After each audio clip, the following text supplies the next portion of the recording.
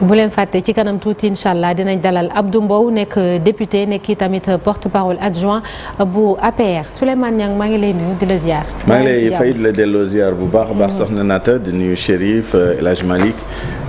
Cheikh Tidiane. toute l'équipe technique à la régie ak suñu mbokk téléspectateurs yi. merci beaucoup merci Souleymane alors Souleymane tey jàngat bi comme d'habitude ci wàllum koom ci wàllum marge de manœuvre budgétaire et financière ni ko suñu njiitu réew mi waxee woon fan yii ne bëriwul démb tam dégg nañ ci ndaje bi doxoon diggante syndicat yi gouvernement bi ak patronat bi ministre des finances am di ko fàttali encore une fois nga bëgg a samp laaj n'est-ce pas loolu la ndax dañoo war a dem ci wàllu privatisation lu ci mel ni yenn société publique yi nga xam ne xaj na dem nañ ba état bi mënatu koo supporter te daf ñuy coûter cher ñun suñu bopp ndax duñ ko céder à des étrangers ngir mën a taxawaat. waaw lu samp laaj bi mooy dañoo jëm ci takk biir. moom mooy sacrifice yi wax yi dañ ko war a def gouvernement bi woote ci et apparemment partenaires sociaux yi boo xoolee li ñuy jëflante ak li ñuy waxtaan démb ak gouvernement bi dàq ñu ko nde sax waxuñuy 100% d'accord mais situation bu ñu présenté bi jafe-jafe yi nga xam ne réew mi ci la nekk te ci lay wéy di nekk bu ñu indiwul ay joyanti dafa mel ni partenaires sociaux yi d'accord nañu ci état des lieux bi d'accord nañu ci la nécessité ni ñu def ay effort laaj bi nag lu ko indi moom mooy ñu ngi wax ay affaires yu bëri ñu ngi wax dépenses yi ñu rationaliser ko bu dee wàññi wuñu ko xam naa ni moom wàññi bi moom gars yi xaw nañ ni ragal concept bi mais ci dépenses yi il faut ñu def dara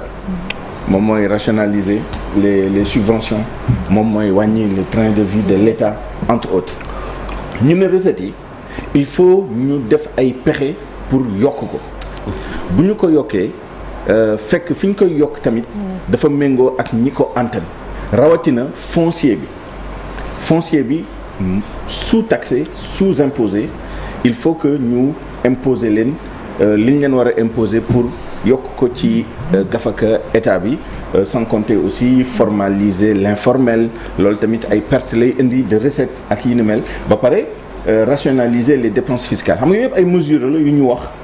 yoo xam ne war nañ ko def évidemment des na yeneen postes yi moom mooy notamment le financement moom mooy indi waxu lebu bi ak yi ni mel mais dama remarqué bi ñu tàmbalee wax yooyu yëpp dafa am loo xam ne genre laalaake la moom mooy la question de la privatisation d'une partie du patrimoine de l'État mais du lu bees pas patrimoine bâti de l'État. privatisation du lu bees am ay jamono ci nguuru Abdou Diouf daan nañu wax lu mel noonu exactement ak tamit bi ñuy def plan d'ajustement structurel yi effectivement un des pans essentiels moo doon état bi dindi loxoom ci gestion yenn secteurs yi am na lu ci baax am na loo xam ne du woon lu gën notamment privatisation des services public ndox courant encore que l'État moom moo contrôle Sénélec moom Sénélec wax dëgg yàlla mais les contrats d'affermage par exemple concession ndox mi affermage ndox mi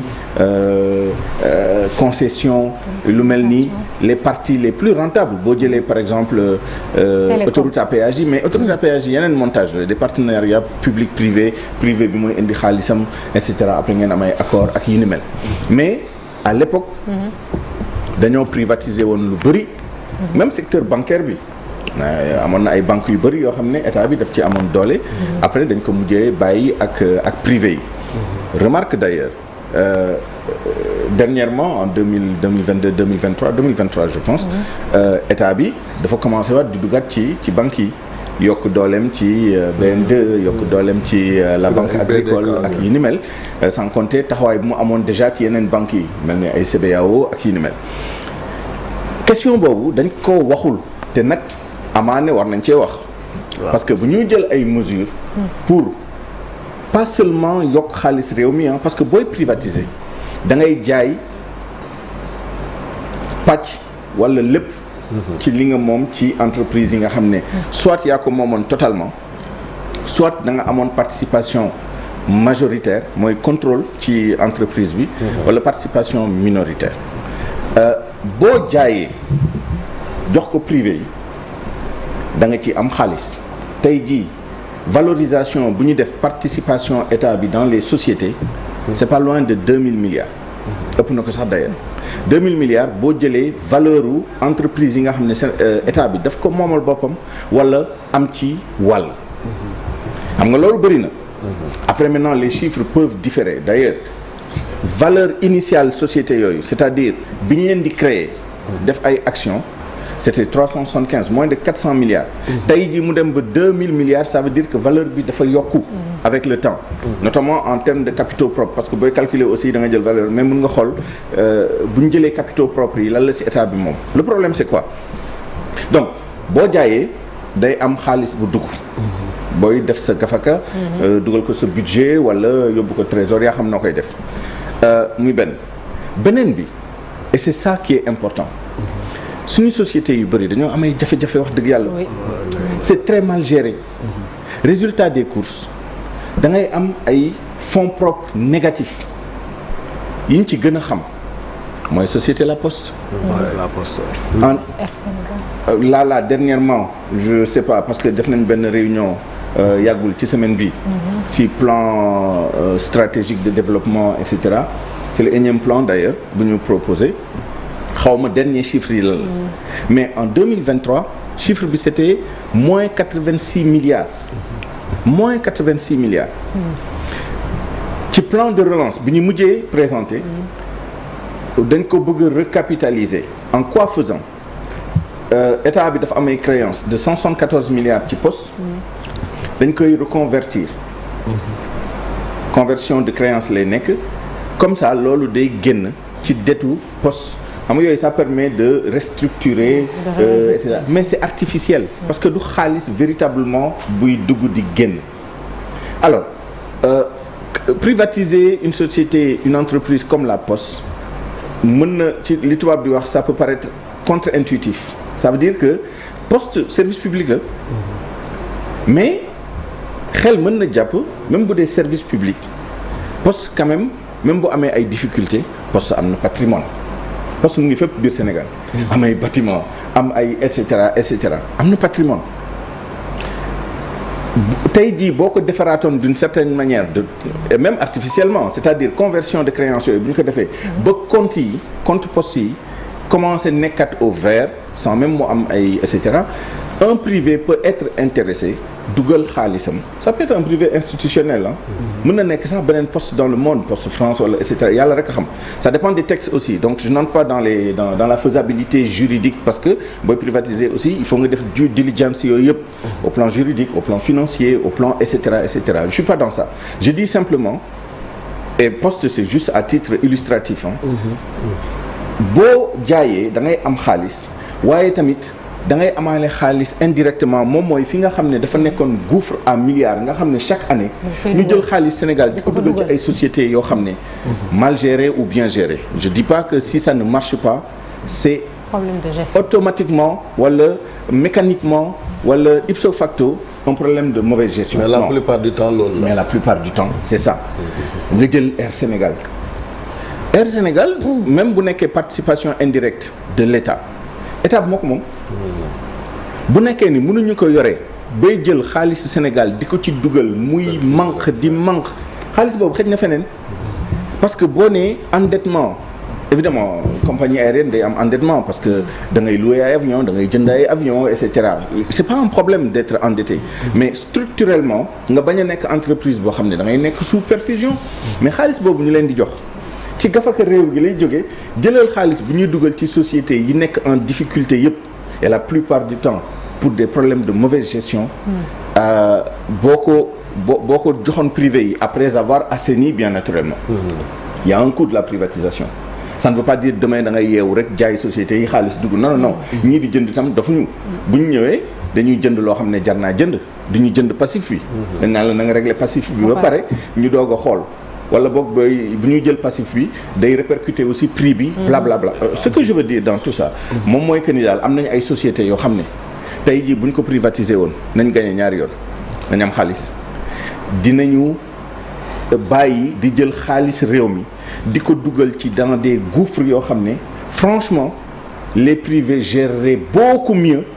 et ça pourrait même être rentable sans que xaalis état bi di si dugg qui plus est à partir de ce moment bu nekkee état bi c'est assez intelligent pour garder un minimum de participation xool leen xew Sonatel c'est l'exemple parfait. Office des postes et télécommunications dans les années 80 avant création Sonatel 60 70 80 poste la bokkoon vous voyez Sonatel ci poste la jógee c'était OPT Office des postes et télécommunications ñu séparé poste ak Sonatel regardez ce que la Sonatel est devenue état majoritaire fa on a 272 milliards de participation à peu près mais bon an mal an les résultats viennent de sortir de Sonatel d'ailleurs au niveau groupe mais boo jëlee li état bi di am l'année 2023 35 ou 30 milliards la leen Sonatel verse dividendes sans compter les autres externalités positives mais donc c'est ça la position naturelle de l'État na xool secteur yi nga xam ne mën na ci am xaalis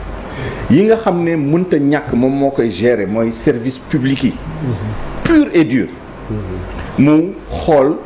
bu nekkee daf ko war a téye complètement mu téye ko complètement parce que c'est structurellement déficitaire ça n'intéresse pas les privés ou alors bu nekkee privés yi mën nañ ko transformer génn ci fekk du lor aussi les usagers et les consommateurs à ce moment-là état bi am fa position stratégique boo xam ne dina mën a am dividende on gagne 3 fois on vend notre participation on rationalise subventions yi ñu dugal subvention d'équilibre subvention d'équipement subvention de fonctionnement yi ñuy jox entreprise structurellement déficitaire et troisièmement créer des vaches à lait qui nous permettent di am ay dividendes loolu mooy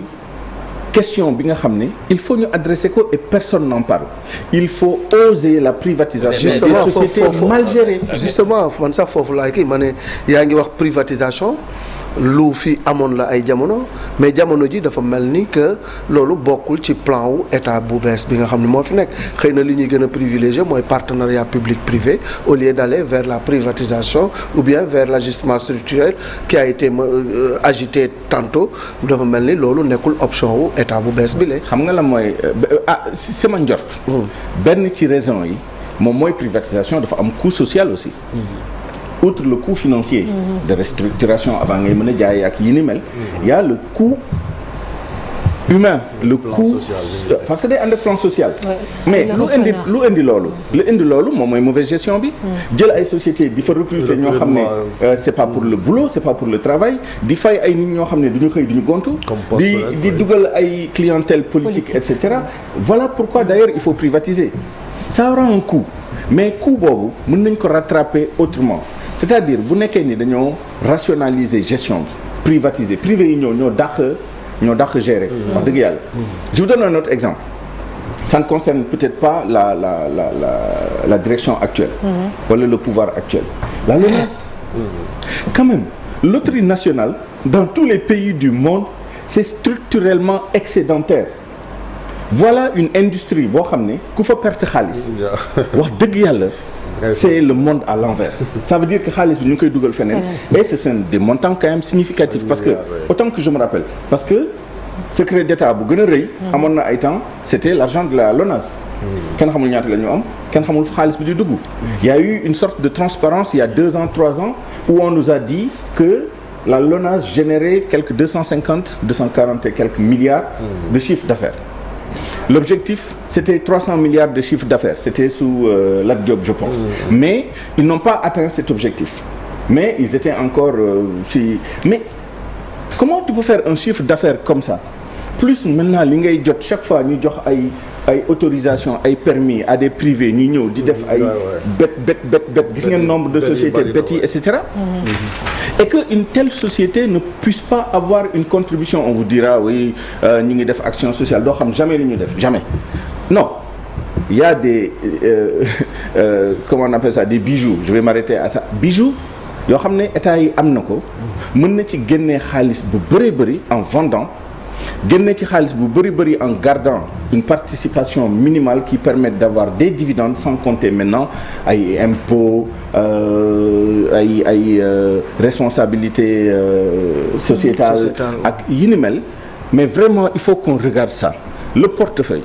xool li nga xam ne mënta ñàkk ay services publics purs et durs la d'autant plus que am na ay services publics purs et durs yoo xam ne on les a privatisés. tey jii bu doon sago état mooy gérer ndox mu gën a yomb ci nit ñi. mooy gérer courant sans avoir une approche privée parce que état bi aussi parfois day am ay sociétés am ci approche privée bu pure et dure ça veut dire laisser ça au privé. maintenant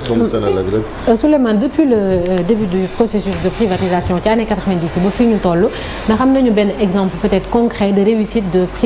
privatisation fii Sénégal boo xamante ni ça a carrément réussi yu bëri. durant toutes ces années. Je donnais l'exemple des banques.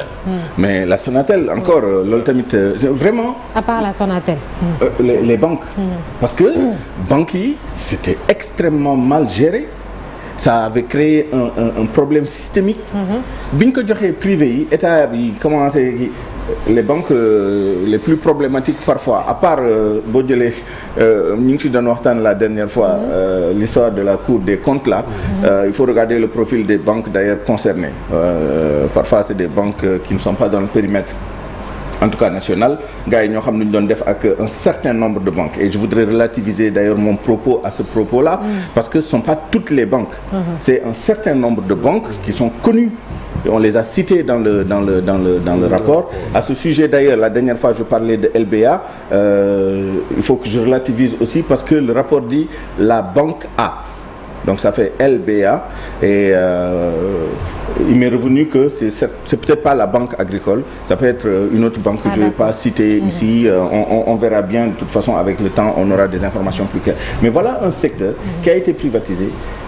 mais vraiment avec bonheur. Télécommunications, même chose. Avec un bon système de régulation, avec des entreprises performantes, avec des prix qui baissent. Vous avez vu ce qui se passe actuellement avec la baisse des prix des connexions. La concurrence entre Sonatel et Yass, on peut même citer dans le périmètre pour être juste Expresso. Les gens font des offres et quand il y a la concurrence, la gestion privée, nit ñi dañ am xaalis. Consommateurs yi dinañ ci tirer seen gis seen bopp et cetera. L'autre exemple c'est Dakar Dem Dikk. Dakar Dem Dikk structurellement déficitaire. Des fonds propres négatifs. boo jëlee endettement de l'État dans le secteur du parapublic bokk na ci ñi nga xam ne dañu Petrosen on peut comprendre. C'est une société modèle am mu ngi dépendre si pour schématiser exploitation des ressources pétrolières et gazières dès lors qu'on les a détectées estimé et que l'exploitation a commencé. On peut comprendre qu'avant ça chiffre d'affaires zéro. OK, mais ça a creusé. SAR un moment. Aujourd'hui la SAR c'est reluisant. Les résultats sont positifs. Mais à quel coût? Il y a 2-3 ans en 2021 la SAR ses fonds propres étaient largement en dessous du chiffre d'affaires. C'est une perte colossale, un endettement abyssal. Il a fallu restructurer. C'est dommage d'ailleurs qu'on n'entende pas Madame Decrène qui a été à la direction de cette entreprise qu'on n'entend jamais, mais qui a fait un travail phénoménal pour jëlee SAR fu mu nekkoon ba indi ko tey fu mu nekk ba muy xalaat di yokk capacité de raffinage am de 1,5 million de tonnes à 5 millions de tonnes dans quelques années et que ñu commencé di raffiner une partie de notre production en tout état de cause. De toute façon boo jëlee SAR partiellement privatisé. Il y avait les Saoudiens un moment, il y avait un moment un tour de table conseil d'administration il y avait beaucoup de sociétés sénégalaises. Il y avait le GPP, les sociétés, les majors là qui étaient là à l'époque ay ñoom Mobile ñoom Total et cetera. C'était des actionnaires ba bañ fiy génn bàyyi fi ay sénégalais Locafrique, Itok et d'autres. Et ça a amené alors ça aussi faut relativiser. Le problème mooy privatiser avec qui? Voilà, c'était ça ma prochaine question parce que soo xoolee tuuti on dit oser la privatisation. Quand on dit oser, ça veut dire qu'il y a des risques. C'est risqué. Et l'un des risques c'est quoi? Sur le plan social, est-ce que tamit parce que oui, loolu on en a parlé. Oui. Au moment du rachat peut-être dafay tane mais après bu ñu demee ba ci biir aussi am na ay contraintes. Tubaab dafa ne de deux mots, il faut choisir le moindre. Bu nekkee ni sous prétexte de ne pas avoir d'impact social dañu bàyyi le statu quo ça veut dire que la dette va continuer à se creuser, les actes de mauvaise gestion, le portefeuille va se dégrader, etc., etc., etc. Si l'autre mal, c'est d'arrêter ça, quitte à réaffecter, réduire les effectifs, il faut payer le prix, mais le risque, moom mooy nga def loolu ba pare qu'on retombe dans les mêmes travers. C'est un peu ce qui s'est passé avec la SAR, parce que vous avez vu les pratiques qu'il y a eu à ce moment-là. boo jëlee les privés sénégalais yi nga xam ne ñoom lañ joxoon SAR gis ngeen nuñ daree woon société bi di s'attribuer des quotas d'importation de pétrole brut yu kenn xamul. C'est ça qui a causé la situation. Donc privatiser à certaines conditions. D'abord que état bi am une présence qui permette de contrôler. Voilà pourquoi la privatisation partielle est meilleure à la privatisation totale. Maintenant maanaam dañu ubbi capital bi. dañu ubbi capital bi mais xam nga am na ay privés ay investisseurs yoo xam ne ça ne les intéresse pas de venir avoir une participation minoritaire même majoritaire boo xam ne état bi day ñëw di leen heurter wala di leen empêcher de tourner en rond loolu mais l'idéal c'est ça état bi garder une certaine présence pour au conseil d'administration mën a peser sur les décisions stratégiques et sur l'opérationnel laisser les privés parce que ils sont meilleurs en la matière. Mais il faut donner le Premier ministre a utilisé un terme qui a un sens peut-être moom mooy affairisme d'État. Il faut pas privatiser et donner à des privilégiés yoo xam ne même pour lever les fonds pour jënd les parts c'est l'affairisme d'État qui leur permet d'avoir cet argent-là. Faut privatiser au sens le plus pur du terme parce que privé yi jusqu'à preuve du contraire, ils gèrent mieux que nos dirigeants d'entreprises qui sont choisis parfois sur des bases politiques,